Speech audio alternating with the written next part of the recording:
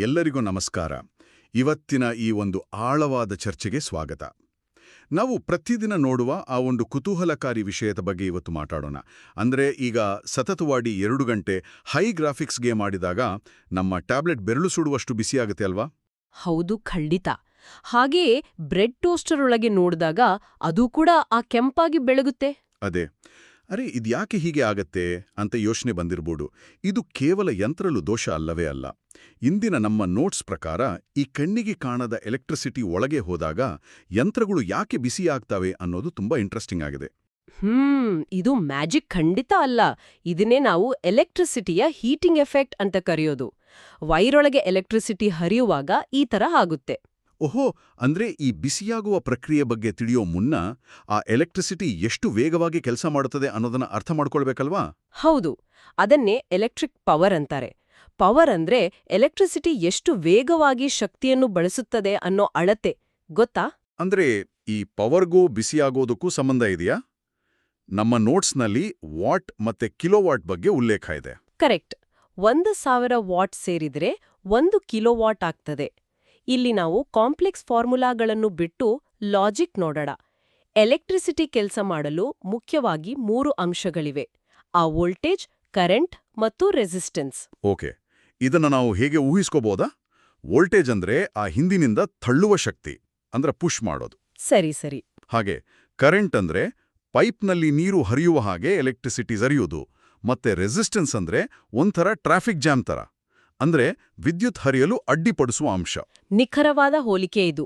Power ಅಂದ್ರೆ ಎಷ್ಟು ವೇಗವಾಗಿ ಓಡಿದೆವು ಅಂತ ಆದ್ರೆ, ಎನರ್ಜಿ ಅಂದ್ರೆ ಆ ಟ್ರಾಫಿಕ್ನಲ್ಲಿ ಒಟ್ಟು ಎಷ್ಟು ಹೊತ್ತು ಶ್ರಮಪಟ್ಟೆವು ಅಂತ. ವಾವ್! ಅಂದ್ರೆ ಇದನ್ನ ಕಿಲೋವಾಟ್ ಅವರ್ನಲ್ಲಿ ಅಳಿತಾರೆ ಅಲ್ವಾ? ಹೌದು. ನಮ್ಮ ಮನೆಯ ಹೊರಗಿರುವ ಎಲೆಕ್ಟ್ರಿಸಿಟಿ ಮೀಟರ್ನಲ್ಲಿ ಬರುವ ಬಿಲ್ ಕೂಡ ಇದೇ ಎಲೆಕ್ಟ್ರಿಕ್ ಎನರ್ಜಿಯ ಲೆಕ್ಕ. ನಾನು ಈಗಲೇ ಒಂದು ಪ್ರಶ್ನೆ ಕೇಳ್ತೀನಿ. ಟ್ಯಾಬ್ಲೆಟ್ ಬ್ಯಾಟರಿಯಿಂದ ಗೇಮ್ ಓಡಿಸುವ ಕೆಲಸಕ್ಕೆ ಎನರ್ಜಿ ಬಳಕೆ ಆಗುತ್ತದೆ, ಸರಿ. ಆದ್ರೆ ಆ ಎನರ್ಜಿ ಶಾಖವಾಗಿ ಅಂದ್ರೆ ಹೀಟಾಗಿ ಯಾಕೆ ಬದಲಾಗಬೇಕು? ಇಲ್ಲೇ ಆ ಟ್ರಾಫಿಕ್ ಜಾಮ್ ಅಥವಾ ರೆಸಿಸ್ಟೆನ್ಸ್ ಕೆಲಸಕ್ಕೆ ಬರುವುದು. ವಯರ್ ಒಳಗೆ ವಿದ್ಯುತ್ ಹರಿಯುವಾಗ ಎಲೆಕ್ಟ್ರಾನ್ಗಳು ಸಣ್ಣ ಸಣ್ಣ ಕಣಗಳಿಗೆ ಡಿಕ್ಕಿ ಹೊಡಿತವೆ. ಓಹೋ, ಟ್ರಾಫಿಕ್ನಲ್ಲಿ ಗಾಡಿಗಳು ಒರೆಸ್ಕೊಂಡು ಹೋದಾಗ ಬಿಸಿಯಾಗುತ್ತಲ್ಲ ಹಾಗೆ? ಹೌದು. ಆಗ ಅಲ್ಲಿ ಶಾಖ ಹುಟ್ಟುತ್ತದೆ. ವಿಜ್ಞಾನಿ ಜೇಮ್ಸ್ ಜೌಲ್ ಅವರು ಜೌಲ್ಸ್ ಲಾ ಆಫ್ ಹೀಟಿಂಗ್ ನಿಯಮದ ಪ್ರಕಾರ ಈ ಶಾಖ 3 ಅಂಶಗಳ ಮೇಲೆ ನಿಂತಿದೆ. ಆ 3 ಅಂಶಗಳು ಯಾವುವು? ಮೊದಲನೇದು ಕರೆಂಟ್ನ ಹರಿವು. ಹರಿವು ಡಬಲ್ ಆದ್ರೆ ಶಾಖ 4 ಪಟ್ಟು ಹೆಚ್ಚಾಗುತ್ತದೆ. ಎರಡನೇದು ರೆಸಿಸ್ಟೆನ್ಸ್. ಅಂದ್ರೆ ವಯರ್ ಎಷ್ಟು ತೆಳುವಾಗಿದ್ಯೋ ಅಷ್ಟು ಹೆಚ್ಚು ಡಿಕ್ಕಿ, ಅಷ್ಟು ಹೆಚ್ಚು ಶಾಖ. ಖಂಡಿತ. ಮತ್ತು ಮೂರನೇದು ಟೈಮ್. ಅಂದ್ರೆ ಎಷ್ಟು ಹೊತ್ತು ವಿದ್ಯುತ್ ಹರಿಯುತ್ತದೆ ಎಂಬುದು. ಓಹೋ, ಈಗ ಕನೆಕ್ಟ್ ಆಯ್ತು. ಗೇಮ್ ಆಡುವಾಗ ಟ್ಯಾಬ್ಲೆಟ್ ತುಂಬಾ ಟೈಮ್ ಆನ್ ಇರುತ್ತದಲ್ಲ, ಜೊತೆಗೆ ಹೈ ಗ್ರಾಫಿಕ್ಸ್ ಇರೋದ್ರಿಂದ ಹೆಚ್ಚು ಕರೆಂಟ್ ಎಳೆಯುತ್ತದೆ. ಹೌದು. ಅದಕ್ಕೆ ಆ ವಯರ್ ಒಳಗೆ ಡಿಕ್ಕಿ ಹೊಡೆದು ಅದು ಅಷ್ಟು ಬಿಸಿಯಾಗೋದು. ಆದರೆ ಒಂದು ನಿಮಿಷ, ಕಣಗಳು ಡಿಕ್ಕಿ ಹೊಡೆದು ಶಾಖ ಬರುತ್ತದೆ ಅಂದ್ರೆ ನನ್ನ ಫೋನ್ ಚಾರ್ಜರ್ ವೈರು ಯಾಕೆ ಟೋಸ್ಟರ್ ತರ ಕೆಂಪಾಗಿ ಸುಡುದಿಲ್ಲ? ಎರಡಲ್ಲೂ ಎಲೆಕ್ಟ್ರಿಸಿಟಿ ಇದೆಯಲ್ಲ? ಒಳ್ಳೆ ಪ್ರಶ್ನೆ. ಏಕೆಂದರೆ ಚಾರ್ಜರ್ ವೈರ್ನಲ್ಲಿ ರೆಸಿಸ್ಟೆನ್ಸ್ ತುಂಬಾ ಕಡಿಮೆ ಇರುತ್ತದೆ, ವಿದ್ಯುತ್ ಸುಲಭವಾಗಿ ಹರಿಯುತ್ತದೆ. ಅರೆ ಹೌದಲ್ವಾ?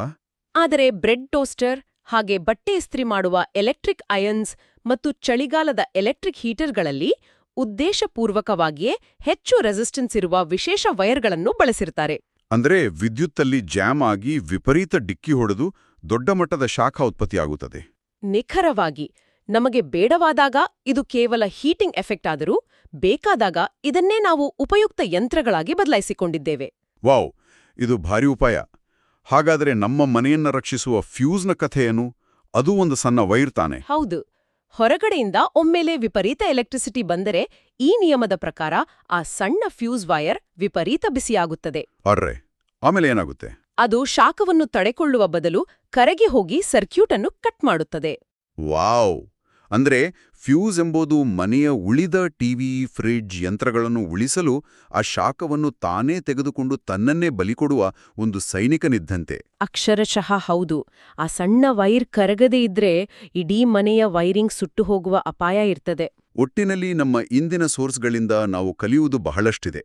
ಈ ಎಲೆಕ್ಟ್ರಿಕ್ ಪವರ್ ಮತ್ತು ಎನರ್ಜಿಯನ್ನು ಅರ್ಥ ಮಾಡಿಕೊಳ್ಳುವುದು ನಮ್ಮ ವಿದ್ಯುತ್ ಬಿಲ್ ಅರ್ಥೈಸಿಕೊಳ್ಳಲು ಸಹಾಯ ಮಾಡುತ್ತದೆ. ಹೌದು. ಹಾಗೆ ಜೂಲ್ಸ್ ಲಾ ಆಫ್ ಹೀಟಿಂಗ್ ಮೂಲಕ ಎಲೆಕ್ಟ್ರಾನ್ಗಳ ಡಿಕ್ಕಿಯಿಂದ ಹುಟ್ಟುವ ಶಾಖ ನಮ್ಮ ಮನೆಯನ್ನು ಫ್ಯೂಸ್ ಮೂಲಕ ಹೇಗೆ ಸುರಕ್ಷಿತವಾಗಿರ್ತದೆ ಅಂತ ತಿಳಿದೇವಿ. ನಿಜ. ಎಲೆಕ್ಟ್ರಿಸಿಟಿ ನಮ್ಮ ಕಣ್ಣಿಗೆ ಕಾಣದೇ ಇದ್ರೂ ಅದರ ಈ ಹೀಟಿಂಗ್ ಎಫೆಕ್ಟ್ ನಮ್ಮ ದಿನನಿತ್ಯದ ಬದುಕಿನ ಅವಿಭಾಜ್ಯ ಅಂಗವಾಗಿದೆ. ಖಂಡಿತ. ಪ್ರತಿಯೊಂದು ಯಂತ್ರದ ಹಿಂದೆಯೂ ಈ ವಿಜ್ಞಾನ ಅಡಗಿದೆ. ಹೋಗುವ ಮುನ್ನ ಇದೊಂದು ಕುತೂಹಲದ ಪ್ರಶ್ನೆ. ಕೇವಲ ಒಂದು ಸಣ್ಣ ತೆಳುವಾದ ವೈರ್ನ ರೆಸಿಸ್ಟೆನ್ಸ್ ಅನ್ನು ಬದಲಾಯಿಸಿ ಅದು ಕರಗುವಂತೆ ಮಾಡಿ ಇಡೀ ಮನೆಯನ್ನು ರಕ್ಷಿಸಬಲ್ಲೆವು ಎಂದಾದರೆ, ಇದೇ ರೀತಿ ವೈರ್ಗಳ ದಪ್ಪ ಮತ್ತು ಮೆಟೀರಿಯಲ್ ಅನ್ನು ಭಿನ್ನವಾಗಿ ಬಳಸುವ ಮೂಲಕ ಭವಿಷ್ಯದಲ್ಲಿ ಇನ್ಯಾವ ಹೊಸ ಅದ್ಭುತ ಯಂತ್ರಗಳನ್ನು ಕಂಡುಹಿಡಿಬಹುದು? ಈ ಬಗ್ಗೆ ಸ್ವಲ್ಪ ಯೋಚನೆ ಮಾಡಿ.